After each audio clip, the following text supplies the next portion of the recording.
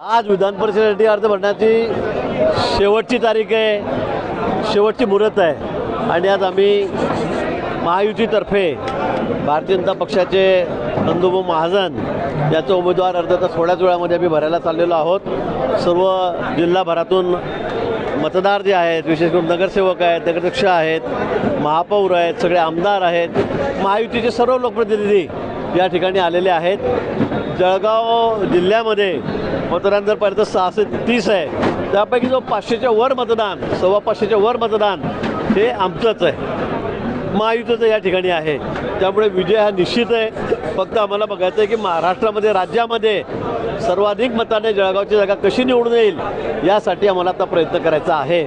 त्यासाठी आमचा आता प्रयत्न चाललेला आहे आणि मला खात्री आहे की यावेळेला नंदू महाजन हे बहुमताने, मोठ्या संख्येने या ठिकाणी निवडून येतील। जळगावच्या जागेसाठी शिवसेनेने मोठा आग्रह धरलेला होता। शिवसेनेचा आग्रह या ठिकाणी मला असं वाटतं की आग्रह सगळीकडे सगळ्यांचा होता। आपण दररोज तुम्हीच दाखवत होता 17च्या 17 ठिकाणी, मग शिवसेना मागत होती, अनेक ठिकाणी राष्ट्रवादी काँग्रेसही मागत होती, अजितदादा गटाची आम्ही मागत होतो, पण शेवटी तडजोड झाली।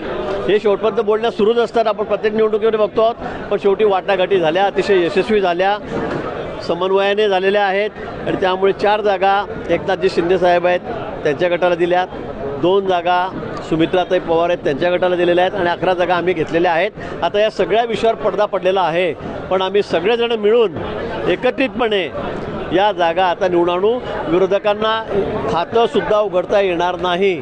17 पैकी एकही जागा त्यांना, जी परिस्थिती जी महापालिकेत झाली, नगरपालिकांमध्ये झाली, विधानसभेत झाली, तीच परिस्थिती किंबहुना त्यापेक्षाही वाईट परिस्थिती त्यांची या विधान परिषदेच्या निवडणुकीमध्ये होणार आहे। मला वाटतं अनेक ठिकाणी आहेत, कार्यकर्त्यांनी फॉर्म भरलेले आहेत, अर्ज भरलेले आहेत, अजून अर्ज भरले सुरूच आहेत। आता एबी फॉर्म नाही मिळाला तर त्यांचे अर्ज बाद होतील, त्यांनी भाजप लिहिलं आहे ते। जे अपक्ष राहतील त्यानंतर आम्ही त्यांना सांगू, त्यांची मनधरणी करू, ते माघार घेतील। महायुतीमध्ये कुठेही दरार पडणार नाही, महायुतीमध्ये कुठेही बंडखोरी होणार नाही याची काळजी आम्ही या ठिकाणी घेऊ आणि मी सांगतो की आम्ही सगळे 100% निकाल 17च्या 17 जागा या महायुतीला निवडून आणू। अनेक उमेदवार या ठिकाणी इच्छुक होते। अनेक लोकांची चर्चा होती जळगावमध्ये देखील, आता काही यादी जाहीर झालेली आहे, काहींमध्ये नाराजी पाहायला। भाऊ, नंदूभाऊंचं नाव नेमकं कुठे पुढे गेलं? कुठेच नाराजी नाही आहे। नाराजी असती तर मग या ठिकाणी अमोल शिंदे आले असते का? नसते आले। नंदू अडवाणी आले असते का? नसते। आज आमच्या केतकीताई आलेले आहेत, त्यांचं नाव खूप पुढे होतं, त्यासुद्धा 2-3 तासापासून इथेच आलेले आहेत।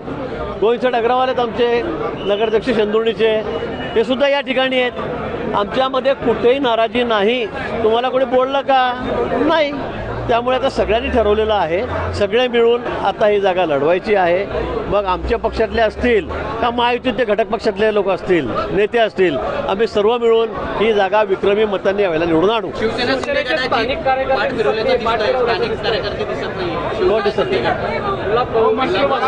आता गुलाबभाऊ मुंबईत आहेत, आपल्याला कल्पना आहे, अमोल भाऊ या ठिकाणी आहेत, चंदूभाऊ आहेत, त्यांचा मुलगा या ठिकाणी आलेला आहे। पण तुम्हाला जे लोक बाहेरगावी आहेत त्यांच्याबद्दल आपण काय चर्चा करावी मला कळत नाही आहे। सगळे या ठिकाणी आहेत, रोज चर्चा झालेली आहे। कालपर्यंत आम्ही सोबत बसलो होतो, माझ्या घरी बसलेलो होतो।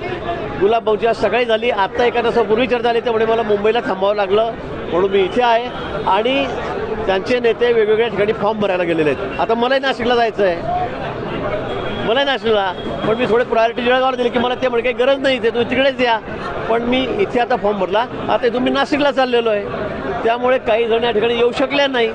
अनिल दादा आहेत, आमच्या वहिनी या ठिकाणी आलेल्या आहेत, गुलाबरावजी देवकर या ठिकाणी आहेत, सगळे या ठिकाणी आहेत। आता एखाद दुसरा जण नसला, त्यांना बाहेर जावं लागलं फॉर्म भरायला नेते म्हणून, तर मग त्यांचं नाव घेऊन आपण दरार पडली, नाराजी आहे असं समजण्याचं अजिबात कारण नाही।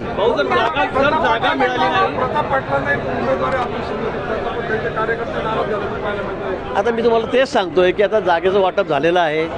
4 जागा शिवसेनेला मिळाल्या, त्यात त्यांनी त्या 4 जागा मागून घेतलेल्या होत्या, आधीच मागितलेल्या होत्या। आता त्यांची जागा नाशिकची आहे, मी त्यावेळेलाही म्हटलं होतं की नाशिक तुम्ही आम्हाला देत असाल तर जळगाव आम्ही तुम्हाला देऊ, पण ते त्यांच्याकडून होऊ शकलं नाही. त्यांना एकनाथजींनी संमती दिली नाही. त्यामुळे मग ही जागा आम्हाला सोडता आली नाही. संख्येचं गणित त्याच्यामध्ये होतं आणि म्हणून मग आता ही जागा भाजपच्या वाटेला आलेली आहे. आम्ही एकत्रितपणे सगळेजण मिळून काम करू आणि पुन्हा सांगेल की महाराष्ट्रामध्ये सर्वाधिक मतांनी आमची जागा निवडून आलेली असेल. लाडक्या बहिणी अपंग करण्याचा